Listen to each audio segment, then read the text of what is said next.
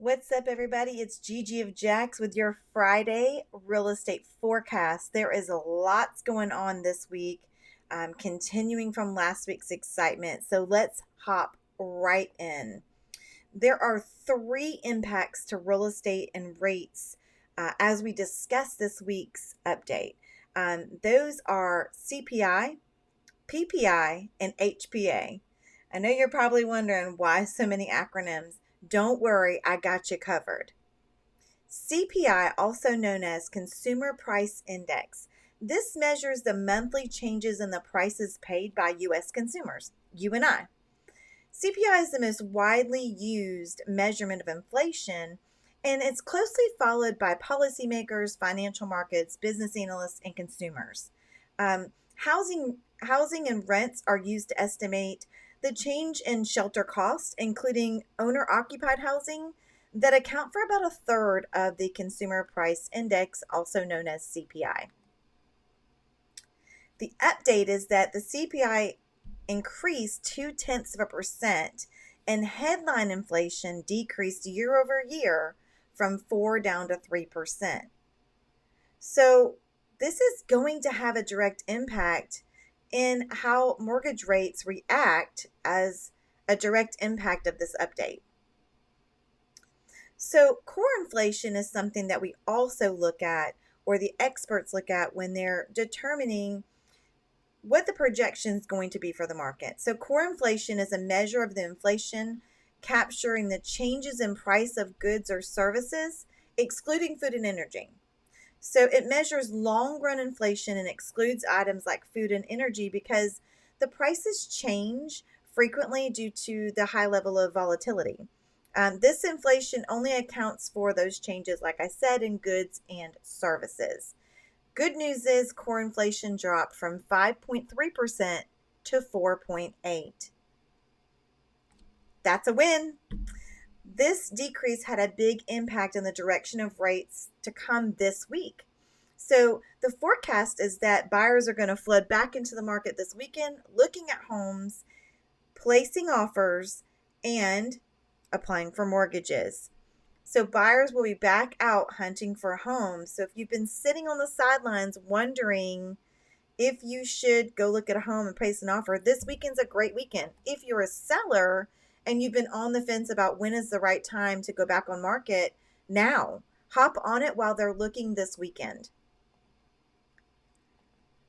The next thing we're looking at is PPI, also known as Producer Price Index.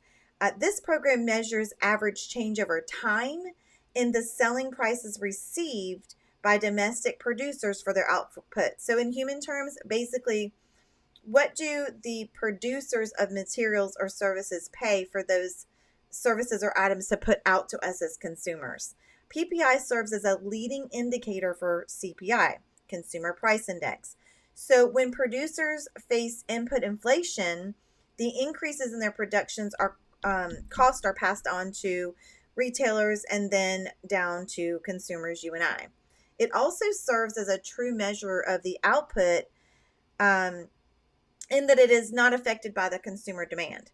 So, Producer Price Index measures inflation from the cost to produce products, and therefore it can, as some people see it, be an early predictor of inflation, kind of over what we would think CPI would be, Consumer Index. So, what does this mean to you and I? The PPI for final demand increased 0.1% in June, and that's seasonally adjusted. So that is going to ultimately, again, paired with CPI, impact the way that the rates are impacted, which impacts whether we're buying and selling and what the price points are and what our rates are, our cost to get a loan.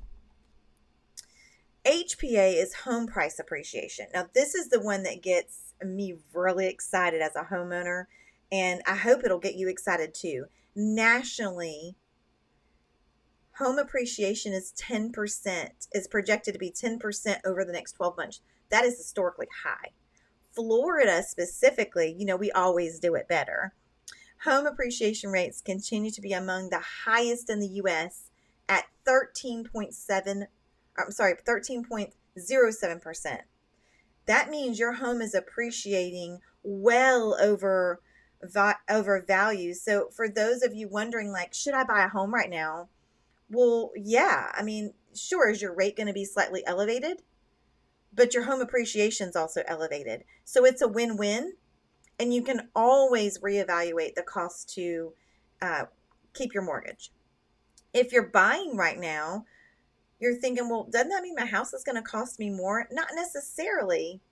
Depending on the type of offer strategy you use and the home product loan item you use to purchase that home, you could be walking into your home with equity over the next 12 months if you were to move in the next 45 to 60 days.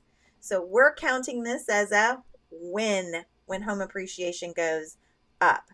This could mean really strong equity gains for a lot of homeowners. So whether you're thinking about selling to either downsize or purchase a new home, don't take yourself out of the game, because a lot of you might be thinking, well, what's to come in this market? It still feels very unstable.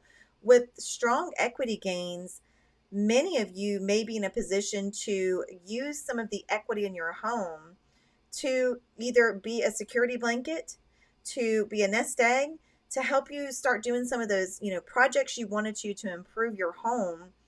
So let's do an equity check, right?